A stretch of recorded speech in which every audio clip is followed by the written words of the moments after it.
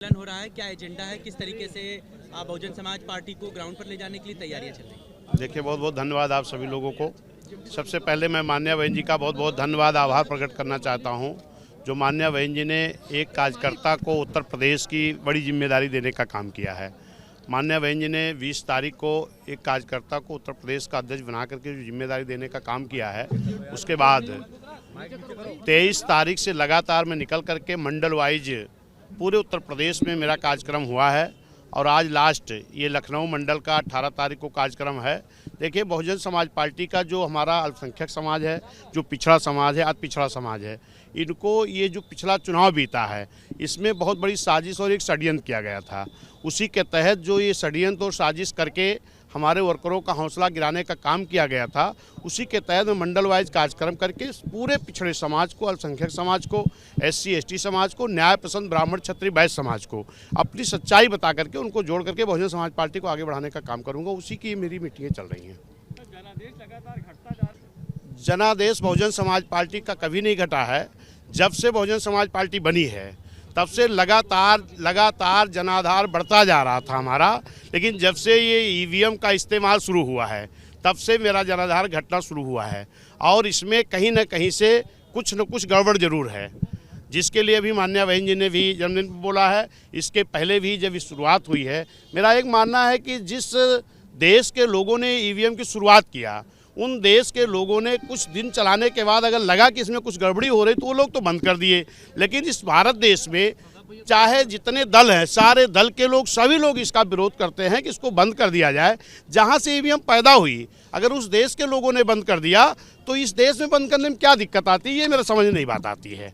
रही बात दूसरी चीज़, जो ये विधानसभा का चुनाव हुआ था, इस विधानसभा के चुनाव में आप सभी लोग जानते हो कि बहुजन समाज पार्टी के आज 10 सांसद हैं और जो लड़ाई दिखाई गई भारतीय जनता पार्टी से, वो 5 सांसद वालों को दिखाई गई। बहुजन समाज पार्टी इस देश की राष्ट्रीय पार्टी है, उसको डमी और BJP की B टीम बताई गई और एक क्षेत्रीय पार्टी को लड़ाई में बताया गया।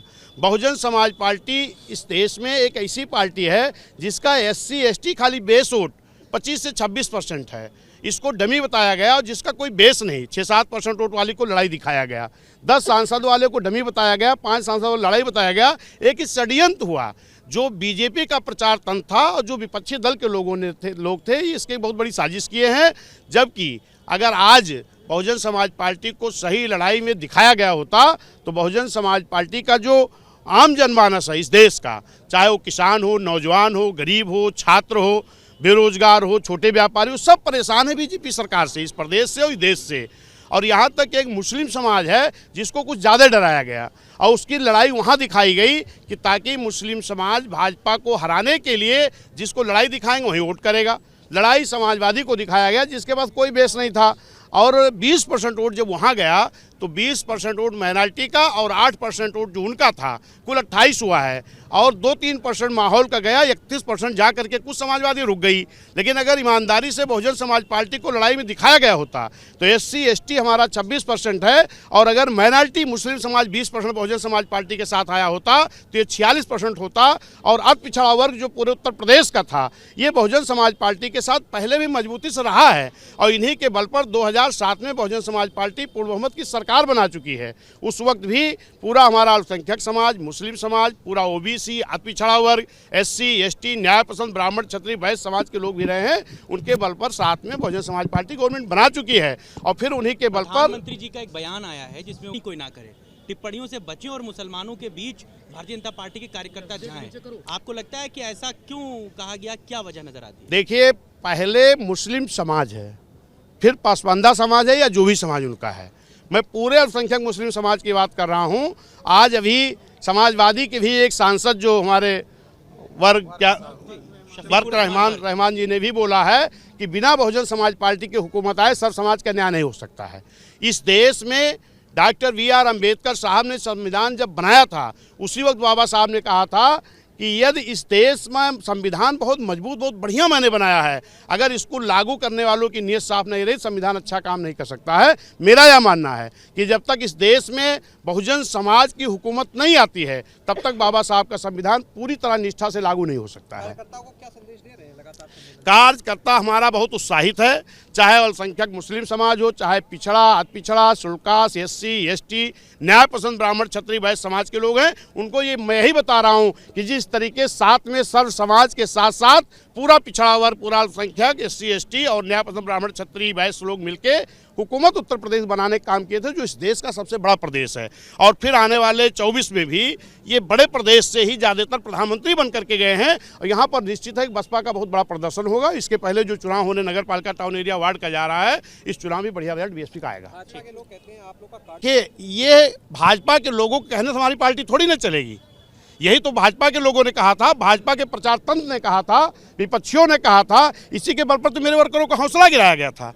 ये मेरे वर्करों का हौसला बहुत बढ़ा है क्योंकि माननीय भाई जी ने एक कार्यकर्ता को अध्यक्ष बनाया है। आज पूरा कार्यकर्ता उत्साहित है और जब जिस सेना का, जिस दल का कार्यकर्ता उत्साहित हो जाता है उसको कोई पीछे नहीं कर पाता है। आगे जिला स्तरीय बैठकें होनी है। जिला स्तरीय बैठकें मेरी नहीं होनी है, आज मंडल स्तर का कार्यक्रम मेरा पूरा हो जाएगा। इसके बाद हमारी सेक्टर वाइज बैठकें चल रही हैं गाँव में और मैं हर जनपद में जा करके उन सेक्टर की बैठकों में भी शामिल होंगे जहां हमारे कोऑर्डिनेटर, जिला अध्यक्ष, संगठन के लोग लगातार मीटिंग कर रहे हैं। सेक्टर पर, बूथ पर जा करके संगठन की समीक्षा कर रहे हैं और मैं भी जिस जनपद में जाऊंगा उन्हीं मीटिंगों में जा करके शामिल होने का काम करूंगा। आखिरी सवाल, अखिलेश यादव निकले गए, थर्ड फ्रंट की बात हो रही है, बसपा किस तरह से इन चीजों को देखिए, ये अखिलेश जी क्या कर रहे हैं, BJP क्या कर रही है, मैं ये नहीं जानता हूँ।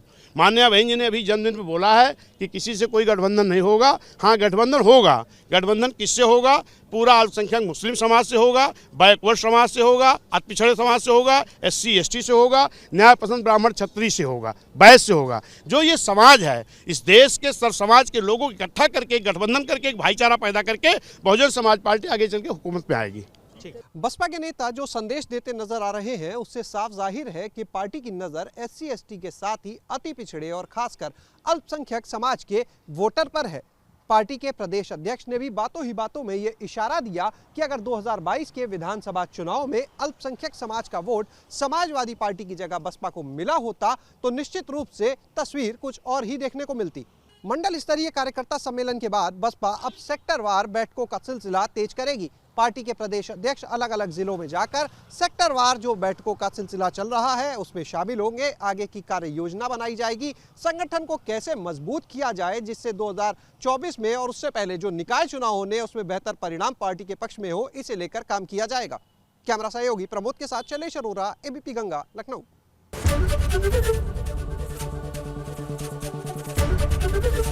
ABP गंगा, खबर आपकी, जुबान आपकी।